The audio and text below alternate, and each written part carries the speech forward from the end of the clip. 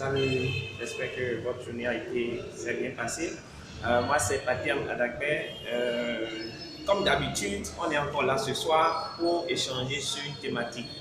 La thématique qui m'explique ce soir vient d'une question d'un internaute qui m'a demandé, ok, je parle beaucoup de liberté financière, je parle beaucoup de bourse, de trading, je parle de plusieurs choses. Donc, il m'a demandé en fait, qu'est-ce que je conseille à un jeune qui veut devenir libre financièrement? Qu'est-ce que je lui conseille? Alors, ça m'a beaucoup inspiré et je souhaiterais en partager un peu avec vous le fruit de ma réflexion. Donc, la première chose que je voudrais partager avec vous, c'est que, enfin, mon intervention sera structurée en deux parties. La première partie, c'est, OK, euh, quelle est l'origine de la richesse, de la liberté financière? Ensuite, je vais parler de deux conseils. Je vais donner deux conseils pour devenir libre financièrement. De quoi il s'agit? Alors, mon observation a prouvé que la plupart de ceux qui sont riches ou pauvres n'ont rien fait pour le mériter. Les riches n'ont rien fait pour mériter. Pour être riche ou pauvre, il faut être il faut être bien né. Il faut être né dans le bon environnement. Il faut être dans un environnement qui favorise la création de richesses. Vous prenez par exemple les personnes les plus riches du monde. Pour la plupart, je suis tombé sur une vidéo sur les 15 jeunes les plus riches du monde la fois passée. Vous allez constater que pour la plupart du temps, la plupart de ceux qui sont riches, c'est qu'ils sont nés dans des familles riches ou qu'ils ont hérité ou qu'ils ont un talent et qui sont nés dans un environnement où ils ont su valoriser ce talent-là. D'accord? Vous avez par exemple le fils de Will Smith, Jason Smith, je pense, qui à l'âge de 19 ou 20 ans pèse beaucoup de millions de dollars. Pourquoi? Parce qu'il était très jeune, il a commencé le film avec son papa. Il avait déjà un talent d'artiste et donc il a valorisé avec son père et dans beaucoup d'autres films et il a gagné beaucoup d'argent. Mais il a commencé avec son papa. Ok? Vous avez plein de personnes, vous avez Facebook, vous avez, comment il s'appelle, vous avez HP, vous avez Google. En fait, ce sont des gens qui ont un potentiel, mais qui sont nés dans un environnement, qui sont nés dans le bon environnement. Naître dans le bon environnement, ce n'est pas forcément naître de père ou de mère riche ou être héritier, mais c'est naître dans un environnement qui favorise la création de richesses. Il y a des gens que je connais, il y a des jeunes que je connais dans ce pays, en Afrique, qui, ici, ils étaient en Europe, ils seraient des multimilliardaires, mais leurs talents sont tués dans l'œuf. Le problème, c'est ça. Pour être riche, la plupart de ceux qui sont riches ne sont pas devenus riches parce qu'ils l'ont mérité. Ils sont devenus riches parce qu'ils sont nés dans le bon environnement. Et j'appelle ça être bien né.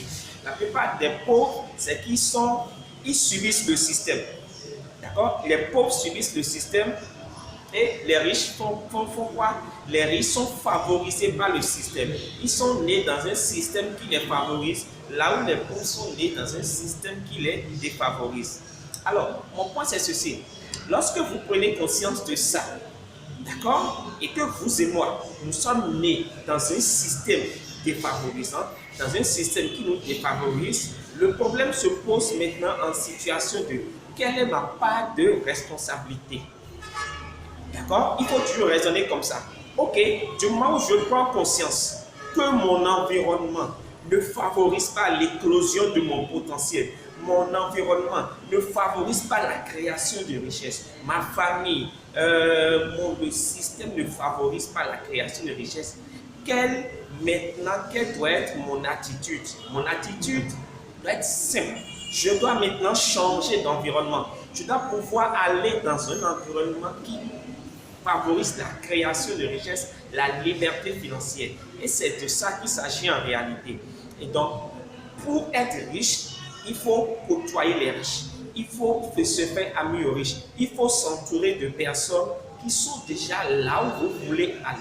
Il faut avoir, il y a une étude qui a prouvé que vous êtes, vous constituez la somme, l'équivalent de la somme des 7% des 7 personnes qui vous entourent. C'est-à-dire quoi? Vous devenez à l'image des 7 personnes qui vous entourent. vous êtes le prototype ou l'équivalent, tout ce que vous voulez, des 7 personnes qui vous entourent. Et donc, vous devez faire en sorte que parmi ces 7 personnes-là, qu'il y ait des personnes qui répondent aux caractéristiques que vous voulez développer. D'accord? Donc, vous devez savoir vous entourer. Lorsque vous voulez devenir riche, avoir la liberté financière, vous devez quitter l'environnement défavorable dans lequel vous êtes né et aller dans l'environnement favorable qui promeut la création de richesse. Moi, personnellement, je suis adepte de l'externalisation. Ça veut dire quoi? Je ne me fiche pas dans une seule localité ou dans un seul pays. Nous sommes sur un continent qui a 54 pays. Ça veut dire quoi? Lorsque dans votre pays, on vous rejette, on ne reconnaît pas votre talent. Lorsque dans votre pays, vous n'êtes pas valorisé, sortez, allez ailleurs. 54 pays africains ne peuvent pas vous rejeter en même temps. Il y a un pays qui va valoriser votre potentiel. C'est de ça que je parle. Lorsque vous êtes né dans un environnement, dans un pays, dans une localité, dans un village, dans une famille qui ne promeut pas la création de richesse, qui ne vous permet pas d'évoluer, changer, aller ailleurs. Allez vous faire valoir ailleurs. Ailleurs, vous serez valorisé. Le peu de choses que vous faites chez vous et qui n'est pas valorisé sera valorisé ailleurs. Donc ne restez pas quelque part pour dire oui, je dois forcément réussir là. Si le système est contre vous, il est contre vous, vous ne pouvez pas réussir. Donc mon point c'est quoi? Je vais finir en vous donnant 2 conseils pour réussir, pour devenir libre financièrement. Premier conseil, commencez par investir tout de suite. Commencez par investir en même temps. Ne réfléchissez pas trop, ne remettez pas trop à demain. Il y a un adage qui dit qui remet à demain trouvera malin en chemin. Et c'est vrai, la procrastination est l'un des facteurs à cause desquels beaucoup ne deviennent pas libres financièrement parce que ce qu'ils peuvent faire aujourd'hui, ils le reportent sur demain. Ce n'est pas une question de moyens, c'est une question de décision et d'action. Le peu d'argent que vous avez maintenant, mettez une partie de côté, même si c'est 5 000, même si c'est 10 000, mettez de côté, investissez en bourse. Avec 5 000 francs, vous pouvez créer un portefeuille, vous pouvez acheter des actions en bourse, même avec 2 000 francs, même avec 1 000 francs. Aujourd'hui, même, il y a des actions Ecobank qui sont à 18 francs, même avec 15, même avec 20 francs, vous pouvez devenir actionnaire. Donc ne me dites pas, je n'ai pas de l'argent. Dites-moi plutôt, je n'ai pas la volonté de le faire. Mais le problème, c'est que quand vous reportez à demain, vous ne le ferez jamais. Mais quand vous commencez maintenant, vous allez bénéficier des intérêts et des intérêts composés. Imaginez par exemple que vous faites du 10%, du 15%, du 20% là, mais c'est vachement intéressant. Écoutez, l'un des secrets de Warren Buffett, qu'est-ce qu'il fait? Il achète des actions pendant que l'action est bas. Alors, il y a par exemple beaucoup d'actions aujourd'hui en bourse que les gens ne sont pas, que les gens veulent vendre parce que le prix ou le coût de l'action a diminué. Vous devez maximiser. Maintenant, vous devez acheter beaucoup d'actions maintenant et bénéficier sur la remontée. Évidemment, tout ne remontera pas. D'autres vont s'effondrer. D'autres iront en baissant, ils vont s'effondrer. C'est là où se situe la problématique de savoir faire le choix de ces types, de ces actions et savoir faire une bonne analyse technique et fondamentale en arrière et avoir une bonne psychologie des marchés. Alors, ton premier conseil, commencez par investir tout de suite. Imaginez que vous investissez sur 30 ans, sur 20 ans, sur 15 ans, d'accord? Et vous faites du 30% l'an. 30% l'an au bout de 10 ans. Lorsque chaque mois, vous renforcez votre portefeuille en mettant un peu plus d'argent. Imaginez par exemple que vous investissez sur, par exemple, sur une échelle de 10 ans, vous investissez par exemple, allez, disons un montant comme ça, 10 millions. D'accord? Et vous faites du 30%. Là. Ce que je vous dis, c'est possible de faire du 30% là, parce que le marché évolue proportionnellement en moyenne 10% par an. Donc, vous pouvez faire du 30% là, avec une bonne analyse derrière. Donc, imaginez que vous faites du 30% là. Par exemple, il y a Bolloré aussi qui a fractionné ses actions. D'accord? De 100 et quelques mille, je pense bien, ils sont maintenant ils ont fractionné et je pense avec 2000, vous pouvez être actionnaire Bolloré. Il y a plein d'opportunités sur le marché aujourd'hui. Il y a Ecobank Côte d'Ivoire qui revient en force sur le marché. C'est une filiale d'Ecobank Togo. Donc, il y a beaucoup d'opportunités. Imaginez par exemple que vous investissez 10 millions sur 10 ans. D'accord? vous faites du 30%. 30% non, fois 10 ans, vous êtes à 300%. 300% pour avoir investi 10 millions.